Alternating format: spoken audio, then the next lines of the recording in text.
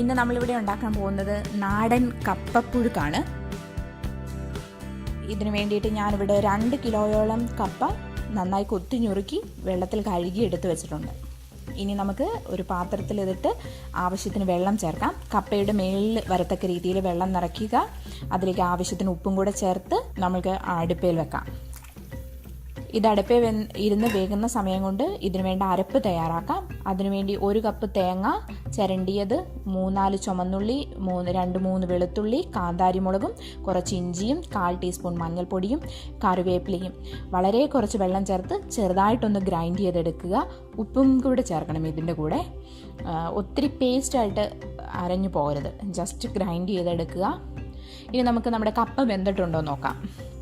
കപ്പ ഞെക്കി നോക്കുക. അപ്പം നല്ലപോലെ വെന്തിട്ടുണ്ടെങ്കിൽ ഇങ്ങനെ പെട്ടെന്ന് ഉടഞ്ഞു പോകും.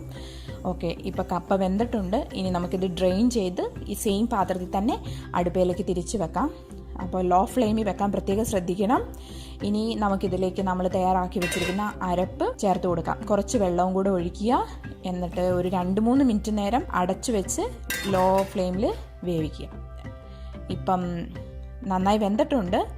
ഇനി ഇത് നല്ലപോലെ ഇളക്കി മിക്സ് ചെയ്തെടുക്കുക. നല്ല കട്ടിയുള്ള ഒരു തവി ഉപയോഗിച്ച് നന്നായി മിക്സ് ചെയ്യുക. ഇപ്പം നമ്മുടെ കപ്പപ്പുഴുക്ക് ഇവിടെ റെഡി ആയിട്ടുണ്ട്. ഇനി ഇത് നമുക്കൊരു സെർവിങ് ഡിഷിലേക്ക് എടുക്കാം. വളരെ സിമ്പിളായിട്ടുള്ള റെസിപ്പിയാണത്. നിങ്ങളെല്ലാവരും ഇത് ട്രൈ ചെയ്യണം. Thank you for watching my video.